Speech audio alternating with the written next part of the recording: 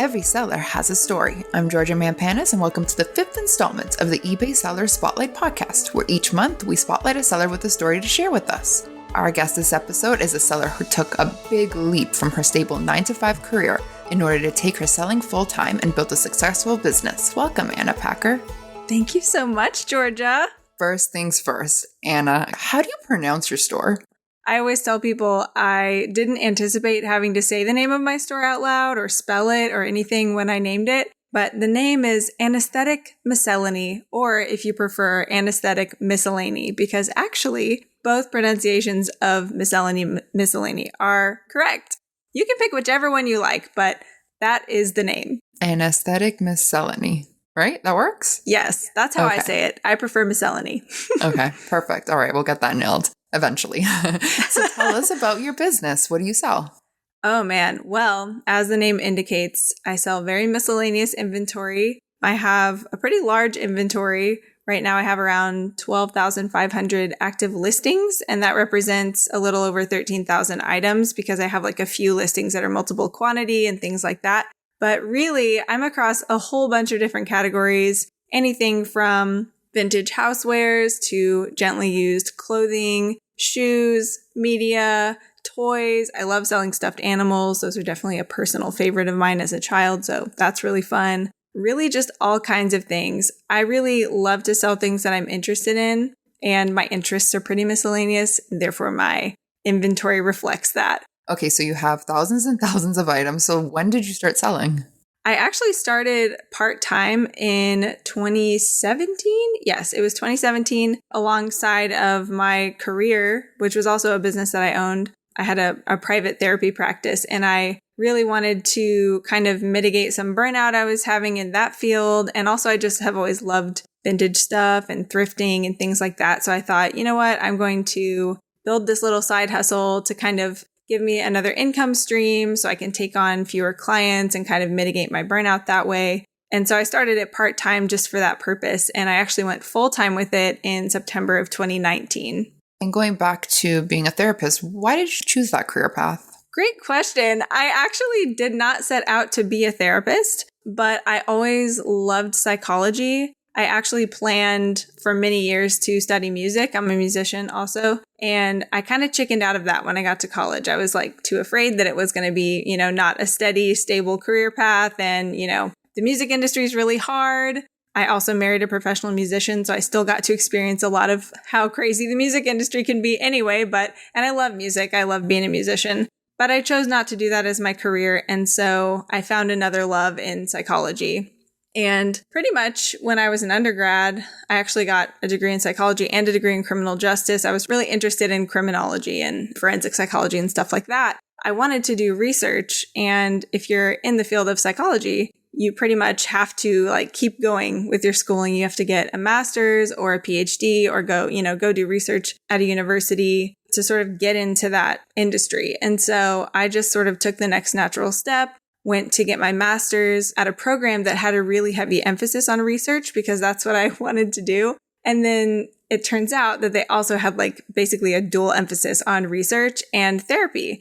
I was like, well, that's cool. I'll do these internships or whatever. This will be interesting. I like people and I'm a people person, and I'll probably still go on to do research, but I have to do all this therapy training because it's part of the program. And then I really fell in love with it and kind of was weighing, do I want to now go on to my PhD and go to school for 6 or 7 more years? Or do I want to stop going to school, start working with people, and sort of get to enjoy this really amazing job that I never knew that I would like doing? And so I opted to go ahead and start working and stop going to school and stop at my master's. That's what I did. Okay, so you have this successful business. Why did you dabble in eBay when you decided to quit? It was a really hard decision because I really did love therapy. Obviously, it's really rewarding to help people and to walk through the most difficult things in their life with them. It's a really huge honor to work with people in that way. But it's really hard. And even with really excellent training, burnout comes and goes with anybody in the helping field. When I was kind of building my eBay store on the side, like I said earlier, my purpose was to kind of alleviate some of my burnout. And it was really effective for that. But I just kind of got this glimpse of a life where I could have even more freedom and flexibility because, running a private practice was awesome. I loved being my own boss. I still love being my own boss. I consider myself unemployable at this point. And I really wanted more time and emotional bandwidth and kind of mental capacity in my own life to do other stuff too, besides only therapy and then having like a little bit left over for like my friends and family. Like I said earlier too, I'm a musician, I'm a creative person, and I really felt like I was lacking some bandwidth in my own life to kind of pursue those things. And eBay cost me almost nothing emotionally. It's mostly just fun. There's no emergencies. I'm not on the schedules of however many clients I have. It's a lot more flexible. Running a private practice had its own flexibilities built in, but eBay's even more flexible and it allows me to pursue some of those other things. And I really love living a creative, kind of unorthodox lifestyle. It was just a perfect fit. I'm sure you still use those skills towards your eBay business. So I'm curious, how do you go about using your psychology skills? I wouldn't say I use my therapy skills as much, but psychology in general, totally do. The more that you learn about people and learning to observe people in a structured way, like when you're training to be a therapist, for example, the more observant you become overall. And so I think that sort of curiosity and observant nature that I already have that was really like honed in those years of training kind of actually comes into play when I'm sourcing, from imagining my ideal buyer of an item to kind of thinking creatively about the stuff that's in front of me that could be a good item for my inventory or whatever. Like those kind of observation skills and imagination skills, I think are helpful. Like how can this item connect with a person? I think that's important. And then also kind of indirectly, I didn't even really mention this, but when I was in practice, and I still have my license, by the way, I'm just not practicing anymore. But when I was in practice, I also taught psychology classes at a university for several years. And those skills have come in really handy. I mean, full circle to creating and giving a presentation at eBay Open this year. I mean, I had no public speaking skills to speak of, other than my teaching experience where I would have to stand up and lecture for 2 or 4 hours at a time and put together course materials and write a syllabus and write lesson plans and stuff. I really was super grateful that I'd had that experience whenever I got the opportunity for eBay Open, because I thought, oh, I know how to do this. It's still scary, but at least I've kind of done it before. That was a really great application of a psych skill for sure. You said you like connecting items to buyers. I want to hear about like one of your favorite experiences with connecting an item with a buyer. Oh my gosh, there are a lot. I have a lot of those. I like to sort of collect those stories because they're like the extra cherry on top of how fun it is already to just run an eBay store. But one of my favorites, so I'm a huge fan of Hamilton the musical, of course. And I had I think it was an outdated wall calendar that was Hamilton the musical. And one of the original cast members' family members bought it from me because she was trying to collect all of them because her family member was the person on one of the months. It was George Washington. It was his family member. But I was super thrilled because I love him. And I was just like, oh my gosh, I can't believe this is actually going to end up with one of his family members who wants to like honor him and celebrate that he was an original cast member in that. That was super cool. That is cool. On top of reselling, you also recently wrote a book about all things selling on eBay, and I read it. It was great. Loved it. What inspired you to write this book? It was a big, daunting project also, but really I started thinking about it because I was having a conversation with actually my best friend from college, and he was just asking me a bunch of questions about my store because I had recently gone full time with it, and he just thought it was fascinating. This happens a lot where people end up just kind of following their own curiosity and asking me a million questions about it. And I end up talking about it at length. And I'm always surprised. Like, I can't believe people care about this, like want to know how it works. I mean, I think it's interesting, but I'm always surprised how many other people also think it's interesting. So I was having one of those conversations with my friend Gil, and he just kind of casually said, well, you should write a book about it. And you took it literally.